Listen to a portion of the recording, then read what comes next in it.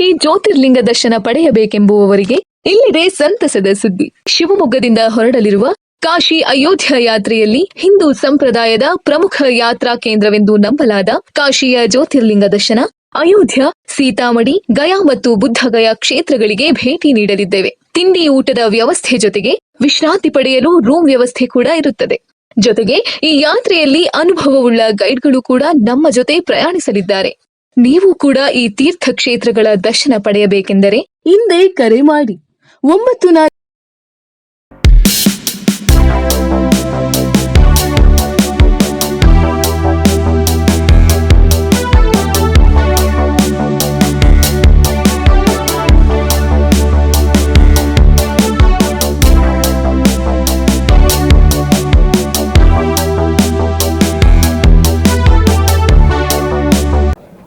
ಶಿವಮೊಗ್ಗದ ತುಂಬಿ ಹರಿತಾ ಇದ್ದಾಳೆ.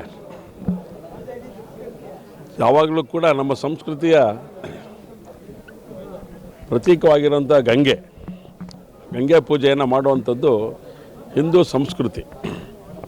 ಈ ಹಿಂದೂ ಸಂಸ್ಕೃತಿಗೆ ಅನುಗುಣವಾಗಿ ನಾವೆಲ್ಲರೂ ಒಟ್ಟಿಗೆ ಸೇರಿ, ಭಾರತೀಯ ಜನತಾ ಪಾರ್ಟಿಯ ಎಲ್ಲ ಕಾರ್ಯಕರ್ತರು ಒಟ್ಟಿಗೆ ಸೇರಿ, ಜಿಲ್ಲಾಧ್ಯಕ್ಷರು, ನಗರ ಅಧ್ಯಕ್ಷರು, ಸೂಡ ಅಧ್ಯಕ್ಷಗಳಾಗಿ ಜವಾಬ್ದಾರಿ ನಿರ್ವಹಣೆ ಮಾಡಿದಂಥವರು, ಎಲ್ಲ ಪ್ರಧಾನ ಕಾರ್ಯದರ್ಶಿಗಳು, ಹೀಗೆ ಎಲ್ಲ ಕಾರ್ಯಕರ್ತರ ಒಟ್ಟಿಗೆ ಸೇರಿ ಇವತ್ತು ಗಂಗೆ ಪೂಜೆಯನ್ನು ನಾವು ಮಾಡಿದ್ದೇವೆ.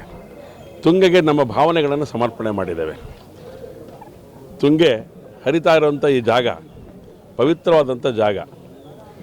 ಪವಿತ್ರ ನದಿಯನ್ನು ಆರಾಧನೆ ಮಾಡುವಂಥದ್ದು ನಮ್ಮ ಹಿಂದೂ ಧರ್ಮದ ಸಾಂಸ್ಕೃತಿಕ ಪ್ರತೀಕ. ಆ ಹಿನ್ನೆಲೆಯಲ್ಲಿ ಪ್ರತಿ ವರ್ಷದಂತೆ ಈ ವರ್ಷವೂ ಕೂಡ ಈ ಪೂಜೆಯನ್ನು ನಾವು ಮಾಡಿದ್ದೇವೆ. ಯಾಕೆಂದರೆ ಪ್ರತಿಯೊಬ್ಬರ ಜೀವನಾಡಿ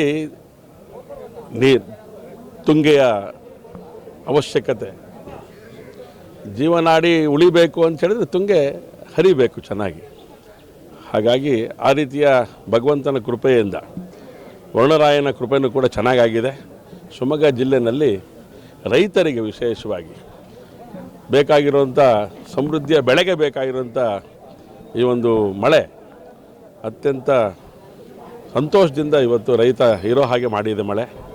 ಹಾಗಾಗಿ ಭಗವಂತನಿಗೆ ನಾನು ಕೃತಜ್ಞತೆಗಳು ಸಮರ್ಪಣೆ ಮಾಡುವಂಥ ಮತ್ತು ತುಂಗೆಗೆ ತಮ್ಮ ಭಾವನೆಗಳನ್ನು ಸಮರ್ಪಣೆ ಮಾಡುವಂಥ ಕೆಲಸವನ್ನು ನಾವೆಲ್ಲ ಒಟ್ಟಾಗಿ ಸೇರಿ ಮಾಡಿದ್ದೇವೆ. ಇವತ್ತು ಪ್ರತಿಯೊಬ್ಬ ವ್ಯಕ್ತಿಯೂ ಕೂಡ ತುಂಗೆಯ ಆರಾಧನೆ ಮಾಡೋದ್ರ ಜೊತೆಗೆ, ತುಂಗೆಯ ತೀರ್ಥದ ಜೊತೆಗೆ ತಮ್ಮ ಜೀವನವನ್ನು ಮುಂದುವರ್ಸ್ಕೊಂಡು ಹೋಗಲಿಕ್ಕೆ ಬೇಕಾಗಿರುವಂಥ ಎಲ್ಲ ರೀತಿಯ ಸಂಕಲ್ಪವನ್ನು ಮಾಡುವಂಥ ಕೆಲಸವನ್ನು ನಾವು ಮಾಡಿದ್ದೇವೆ.